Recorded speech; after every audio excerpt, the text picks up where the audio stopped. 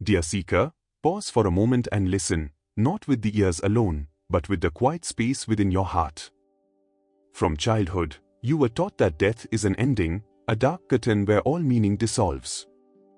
Yet deep within you, there has always been a subtle question that never found rest. Can consciousness truly vanish? If death is final, then why does the soul yearn for eternity? Why does love refuse to accept separation? Why does awareness feel older than this body you inhabit? Long ago, when a great master left his physical form, the world believed his voice had fallen silent. But then, he appeared again. Not as a memory, not as imagination, but as a conscious, radiant being. Shri Yukteshwar did not return to defy death, he returned to redefine it. His appearance after death was not a miracle meant to shock the curious mind, but a precise lesson for the sincere seeker who longs to understand the deeper laws governing life. This event asks you a profound question: what if death is not an end, but a continuation of education? What if the soul does not wander aimlessly after the body falls, but moves intelligently through higher realms, guided by divine law? If a realized master can function beyond the grave, then what does that reveal about your own nature? This is not a story meant for blind belief. It is an invitation to look beyond fear, beyond material certainty, and beyond the narrow definition of life you have inherited. Remain with me, dear seeker, for what follows is not meant to entertain you. It is meant to gently remind you of something you have always known but momentarily forgotten, that you are eternal, aware, and far more vast than birth and death. Dear seeker, before the mystery of appearances beyond death can be understood, the very idea of life and death must be gently corrected. What you call life is not born with the body, and what you call death is not its destruction. The body is an instrument formed of earth, water, fire, air, and ether, temporarily assembled to allow the soul to experience, learn, and refine its awareness. When this instrument becomes unfit for further use, nature quietly reclaims it, just as a musician sets aside a worn instrument without losing the music within. Death, therefore, is not a tragedy of existence, it is a lawful transition governed by intelligence far greater than human fear. You pass through many states each day without concern, waking, dreaming, deep sleep, yet only death is wrapped in terror because it is poorly understood. The soul does not suddenly awaken after death, it remains awake always. It is consciousness itself. The mistake of humanity has been to identify life with breath and awareness with the brain. But awareness observes the brain just as it observes the body, and that which can observe cannot be the thing observed. When the physical form falls away, the soul does not enter darkness, it enters a subtler light, shaped by its tendencies, understanding, and inner development. For the unprepared, this transition feels confusing. For the disciplined and awakened, it is as natural as stepping from one room into another. Therefore, dear seeker, do not imagine death as a void or punishment. It is a passage, precise, orderly, and purposeful. The soul carries with it memory, character, and momentum, continuing its journey under divine law. To understand why a master could appear after death, you must first accept this truth: death does not interrupt consciousness. It only removes the veil of flesh. When this truth settles quietly within you, fear begins to loosen its grip, and wisdom prepares the ground for deeper understanding. Dear seeker, once the illusion of death as an ending is set aside, the reason for my appearance after leaving the physical body becomes clear and simple. I did not return because I was bound by attachment, nor because the soul lingers helplessly after death. I appeared by conscious choice, guided by duty and compassion. A teacher's responsibility does not conclude when the body is laid aside, it continues until the student's understanding is firmly established. My disciple still carried, within the depths of his mind, the subtle human doubt that death separates the living from the wise. To dissolve this doubt completely, a living demonstration was required, not words, not philosophy, but direct experience. My appearance was not meant to create wonder, but certainty. It was not a miracle meant to glorify a personality, but a lesson meant to clarify universal law. Consciousness, when liberated from bodily limitation, does not lose power, it gains precision. In the subtler realms, thought responds instantly, intention carries form, and movement occurs without resistance. I revealed myself to show that a realized soul remains organized, aware, and purposeful after death. Nothing essential is lost. What you call death only removes density, it does not remove identity. Dear seeker, understand this carefully, not all souls can appear at will after death. Such freedom comes from discipline, self-knowledge, and alignment with divine order. My appearance was governed by law, not exception. It was permitted because it served instruction, not curiosity. When fear is replaced with understanding, the soul becomes calm. When the soul becomes calm, truth can be transmitted without distortion. This is why I appeared, not to return to the world of flesh, but to guide the seeker beyond the narrow boundary of mortal belief and into the quiet confidence of eternal life.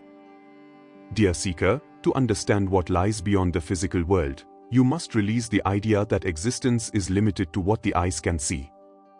Creation is layered, subtle upon subtle, each realm governed by precise laws.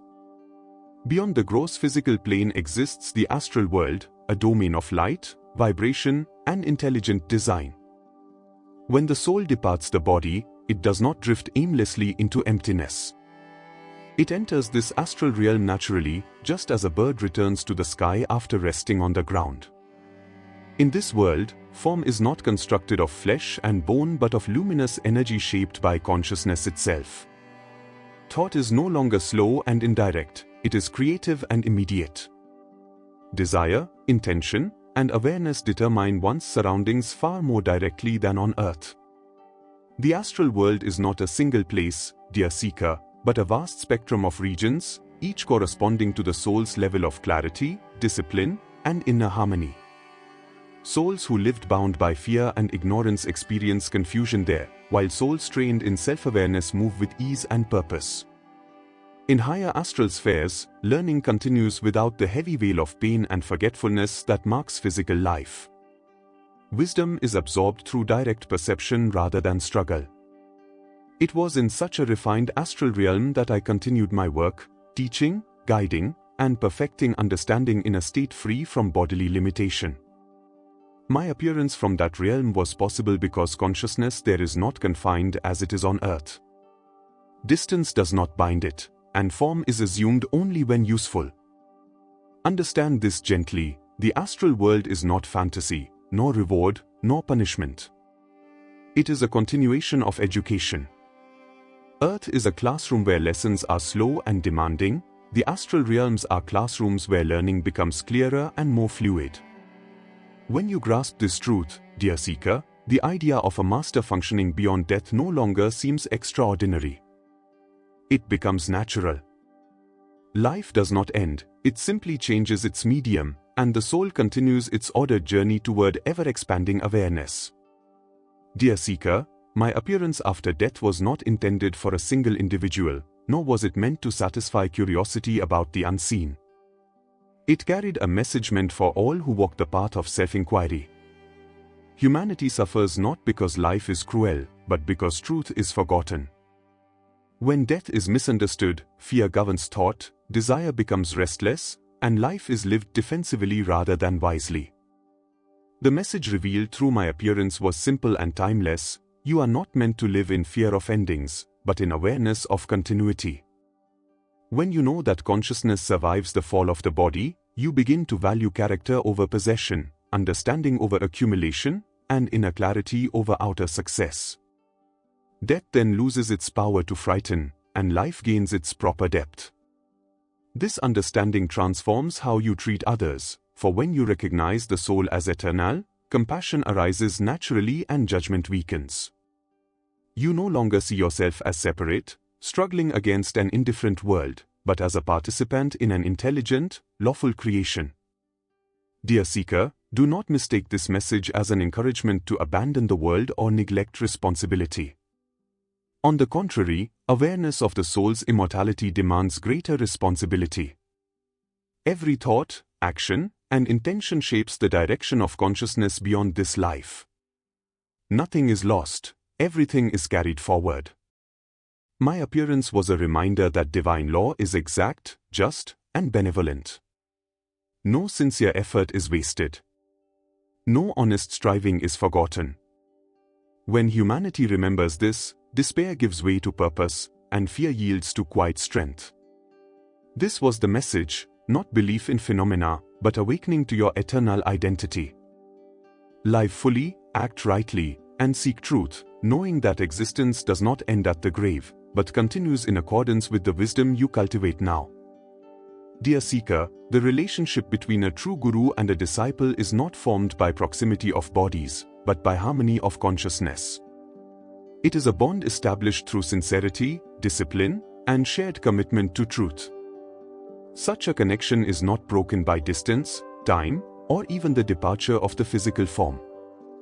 When the body falls away, the realized teacher does not dissolve into silence, he continues his work from subtler planes where awareness is freer and less obstructed. My appearance after death was meant to clarify this sacred principle. Guidance does not always come through spoken words or visible form. Often it arrives as intuition, sudden clarity, or an inner correction that gently redirects the seeker without disturbance. The Guru works invisibly as much as visibly, shaping understanding from within rather than commanding from without. Dear seeker, do not imagine that the teacher must stand before you in flesh to guide you. The true transmission occurs in stillness, when the mind is receptive and the heart sincere. When discipline is practiced and ego is softened, guidance flows naturally. The presence of a guru is not limited to a single lifetime, it extends across phases of existence, adjusting its form according to need. My appearance was an outward demonstration of an inward truth that already operates quietly for many seekers.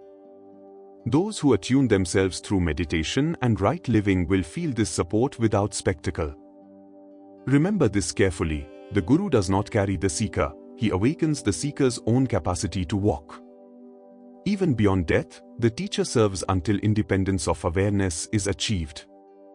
When this understanding matures within you, reliance on form decreases, faith deepens into knowing, and the path becomes steadier. You are never abandoned on the journey, dear seeker, but you are always being guided towards self-reliance grounded in truth.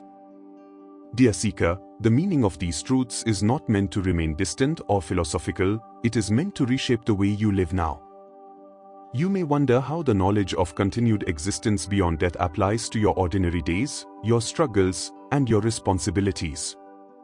It applies in this way: when you understand that consciousness carries forward, you begin to live with greater care, clarity, and inner dignity.